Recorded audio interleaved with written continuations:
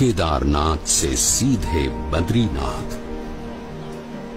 एक ऐसा मार्ग जिससे गुजरने के बारे में कोई सामान्य मानवी तो सोच भी नहीं सकता था, जहां मानो मनुष्य जीवन का अस्तित्व ही नहीं था। ऐसा कुछ भी नहीं था जो मनुष्यों को जीवित रहने देने का कारण बने। अगर कुछ था तो बस कदम कदम पर खतरा।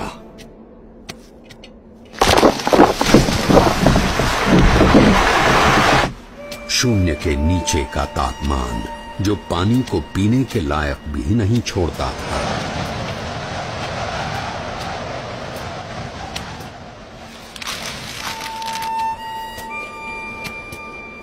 मीलों तक फैली हुई बर्फ जैसे विपत्तियों का महासागर, और हर क्षण मृत्यु का आह्वान।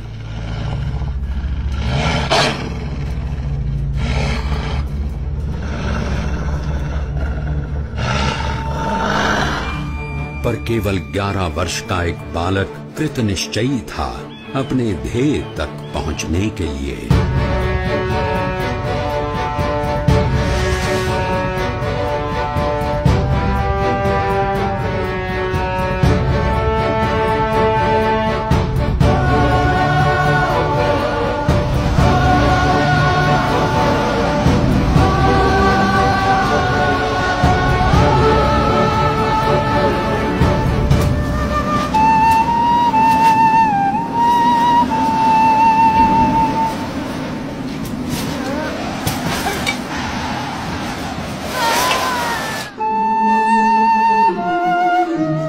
परमात्मनि यो रक्तो विरक्तो अपरमात्मनि।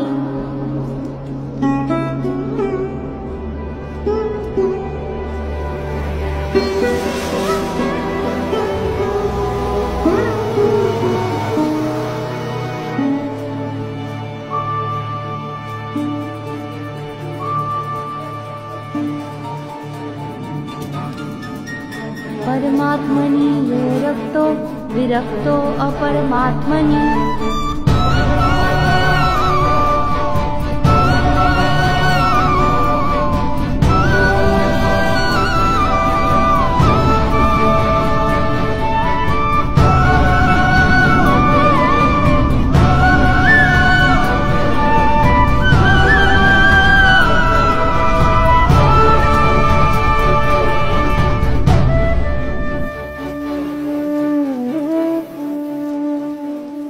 इस ठंड में हम लोग यहाँ कंबल ओढ़कर भी ठीक से सो नहीं पा रहे, और वो बच्चा नंगे पांव खुले शरीर केदारनाथ से सीधे बद्रीनाथ के विकट रास्ते पर अकेला चल पड़ा है।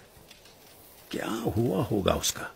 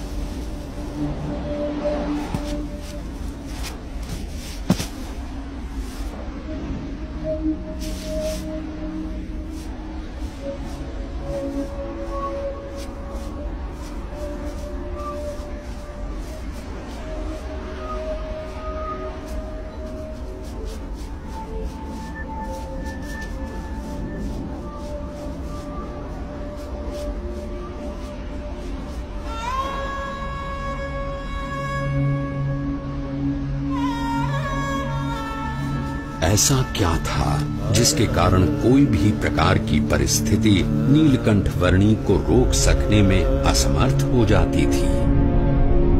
कभी हिम प्रपात तो कभी भयानक बारिश, अनजान और निर्जन रास्तों में जंगली जानवरों से आकस्मिक भेंट, अनजान रास्तों को समझकर पहाड़ियों और खाइयों के बीच में से भी रास्ता कर लेने की चुनौती, और आराम करने के लिए धरती का बिछाना और आकाश की चद्दर। नीलकंठ वर्णी की दृष्टि में ऐसा कुछ भी नहीं था जो इस मनुष्य शरीर से नहीं हो सकता था।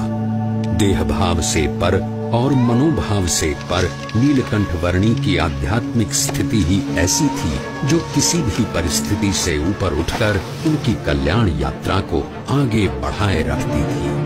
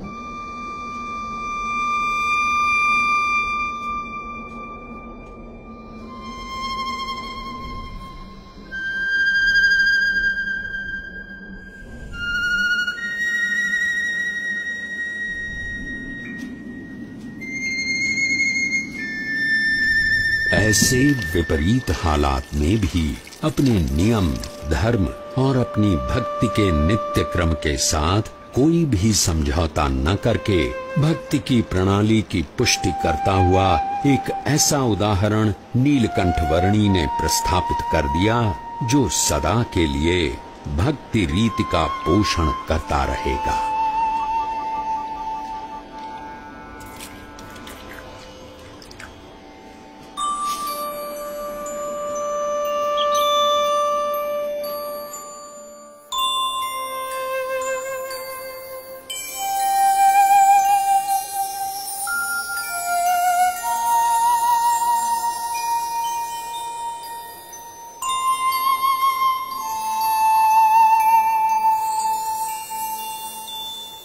आज के समय में भी कई लोग साथ मिलकर बहुत सारी सुविधाओं के साथ जिसे पार करने के लिए हिचकिचाते हैं, वैसा केदारनाथ से सीधे बद्रीनाथ जाने का लगभग 75 किलोमीटर का मार्ग नीलकंठ वर्णी ने नंगे पांव, खुले शरीर, अकेले केवल 9 दिनों में पार कर लिया।